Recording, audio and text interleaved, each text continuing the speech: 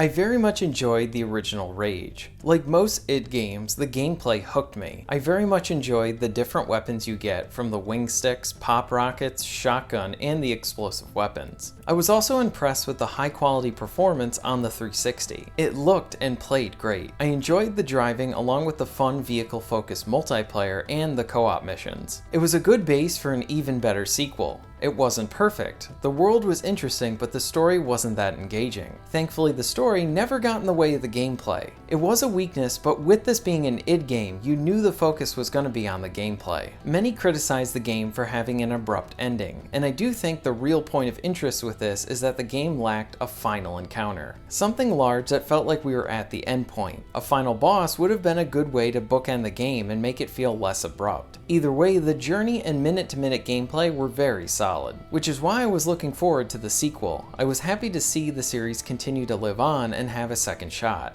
It was going to be a combo effort between id and the developers of the Just Cause games. This all sounded like a good idea, and the marketing very much felt like the game was focusing on being a very fun gameplay experience. Ladies and gentlemen, I present to you my review for Rage 2.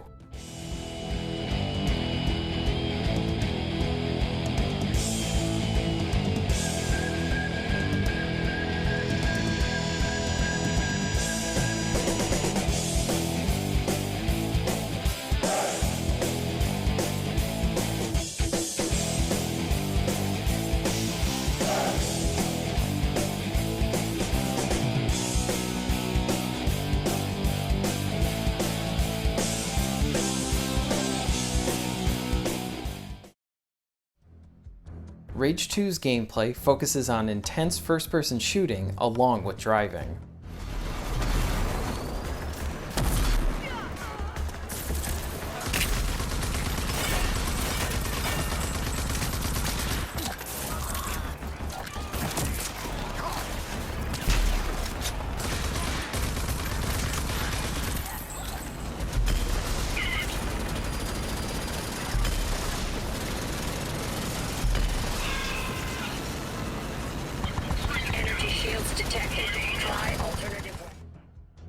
Rage 2's gameplay is great. You'll notice how the guns and shooting feel impactful. The details I liked were how you could see the impact of your guns with normal shots causing violent effects with limbs and heads being blown off.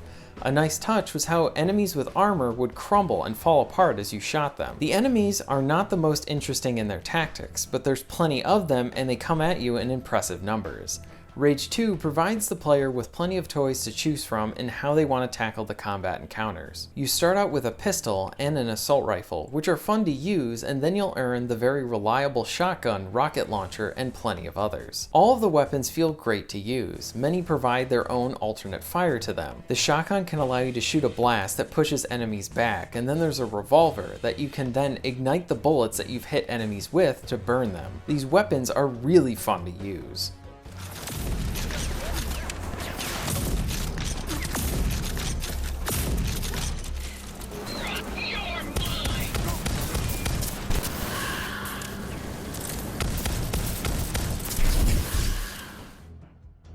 Another thing you'll notice is how Rage 2 is very similar in its combat flow to the recent Doom. In Doom, you were rewarded for staying in combat and completing moves that would give you back health rather than staying behind cover and waiting for your health to regenerate. Rage 2 has a similar system in that when you kill most of the enemies, they'll drop Feltrite. This can be used for upgrades, but it's also used to heal the player. The game continually rewards you for staying in combat, being in the fight rather than running away from it. This is less a stop and pop experience and more of a reactive one. This flow feeds into the movement and upgrades that you'll obtain. You'll be able to sprint, jump, and slide, with some of these getting further enhanced with a double jump and being able to sprint faster, along with a very useful ground pound. Rage 2 is built for continual movement and relentless combat. This makes the encounters very enjoyable. One final element of the combat is the use of overdrive. This heightens your attack power and health regeneration and allows you to take out many of the enemies really fast. It also affects the weapons you are holding, making them more powerful. It's a nice adrenaline rush and very useful in tough situations.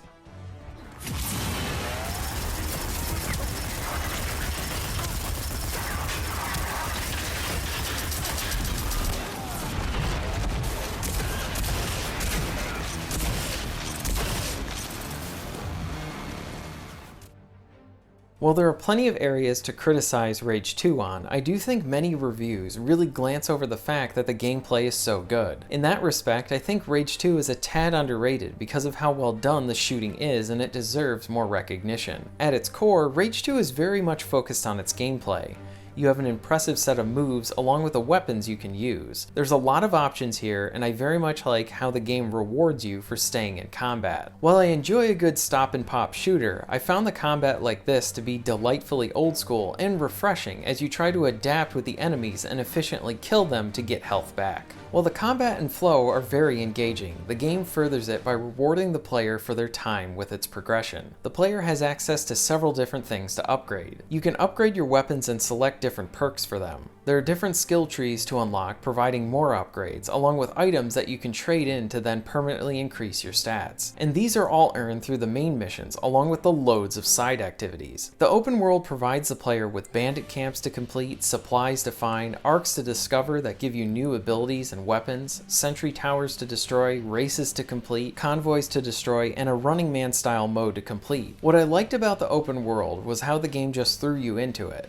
You're free to go anywhere you want after the first mission, and I preferred this approach rather than having to complete a certain amount of story missions as the map slowly unlocks. Rage 2 says, here's what we have, now go enjoy yourself. And with the main campaign being really short, I thought this was a good approach, and I had a lot of fun with the open world. The side missions are repetitive, but the gameplay is what made it not feel tedious to complete, though this is going to range person to person. Now while I enjoyed the gameplay very much, there are several elements of Rage that could be improved for a potential sequel. Like I said before, I very much enjoyed the options with the combat with all the weapons and the abilities you have. While the game does provide a good variety of options, it never really encourages you to change up your strategy once you find a set of weapons or a playstyle to really use. I do think there should have been open world activities that restricted your arsenal and gave you combat encounters where you needed to use a specific weapon or abilities to beat it. This would have helped to encourage you to try out new guns and potentially get more efficient with them. The same can be said with including optional side objectives for main missions or side activities that required you to use a certain weapon or tool and then reward you for it. What jumped to mind were those situations in Red Faction Guerrilla that gave you a set amount of supplies and then asked you to blow up a structure. This required you to reassess everything and figure out the best way to use the supplies you had to be able to beat the mission. I think something like this would have really helped the gameplay.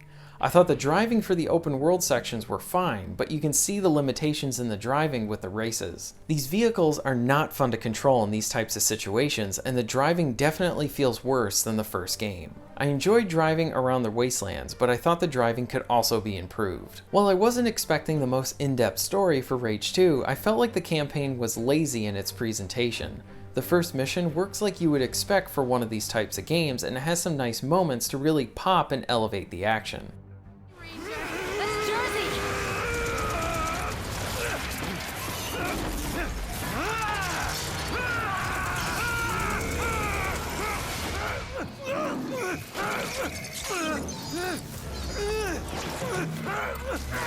Holy shit!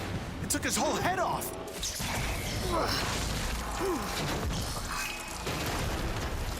So much for Ranger Jersey. He's not gonna defib out of that.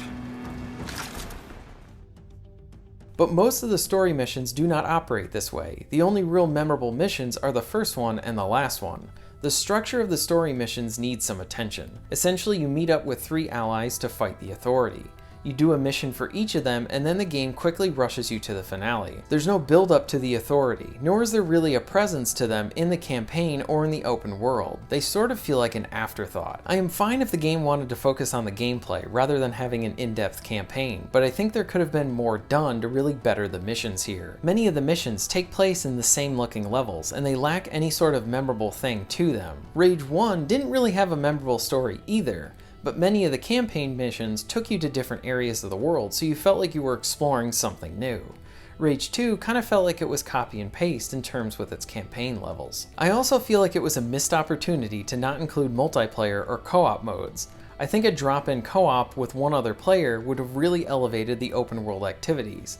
Co-op was something that I really enjoyed in the prior game, and it had local split screen. While the campaign is lackluster and the open world can be repetitive, I do want to stress again that the gameplay is very good and very fun. Rage 2 is a flawed but fun game. I do think there are many areas that Rage 2 could improve on for the third game, and I think Rage 2 nails its gameplay. This is the most important part for a video game. Great gameplay can really make up for many of the shortcomings in a game, and Rage 2 is a great example of it. I completed most of the open world activities because I was enjoying the gameplay so much. While I understand many of the critics' comments about the shortcomings, I don't think the gameplay got enough credit. I feel like many critics said the game was good, but didn't really elaborate on what made it great. The movement allows you to react on the fly through jumping, sliding, and running. This is further enhanced through the gratification of the actual shooting. Heads blow up and limbs fly off, along with pieces of armor to really show the impact of your weapons. It gives the player visual satisfaction to the shooting and makes the guns feel like they have some weight behind them. And lastly, the ability to earn health from defeated enemies rewards the player for staying within combat, creating an exhilarating gameplay experience. If you're looking for a fun game where you can just enjoy the gameplay and ignore the story, then I would definitely check this one out.